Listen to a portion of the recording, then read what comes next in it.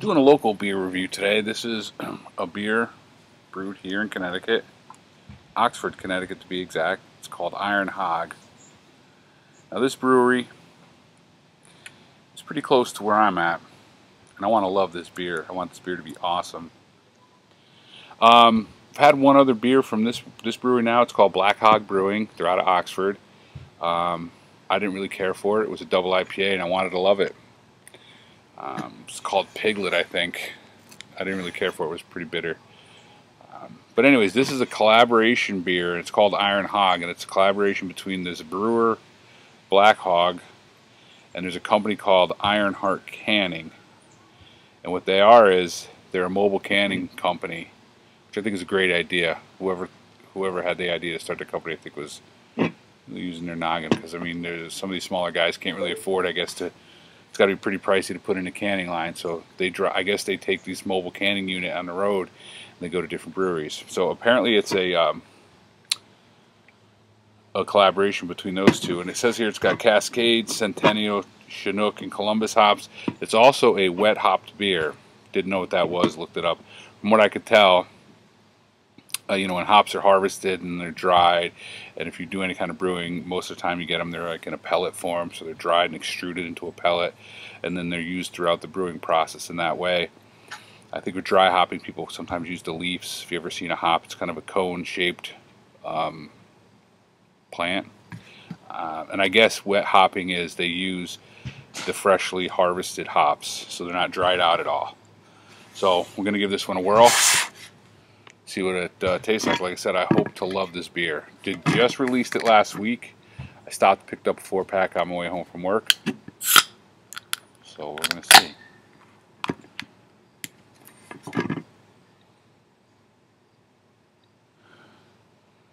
It's interesting.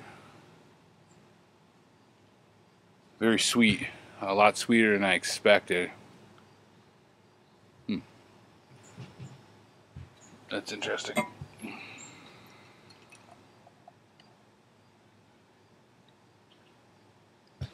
It's a pretty nice color. On the angle of this camera, the sun was in my eyes the other way. It's kind of copper orangish, white head, fluffy.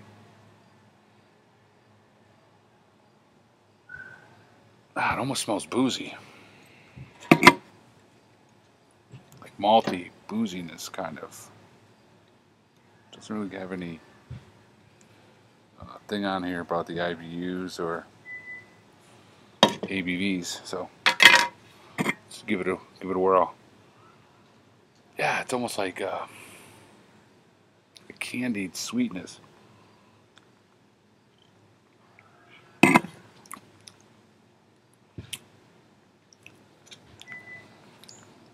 That's different.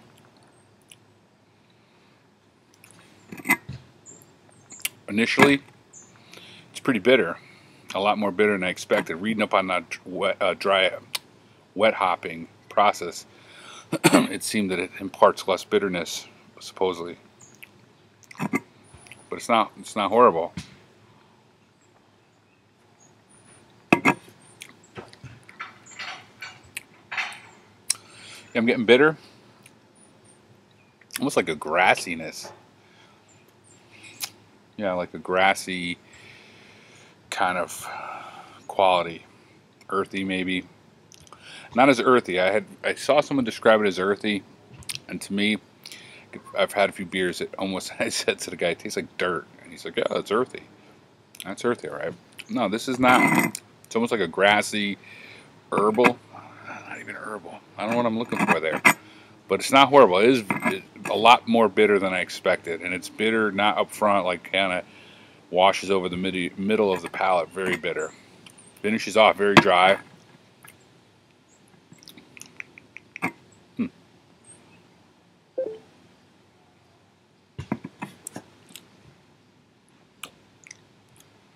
Yeah, it's weird.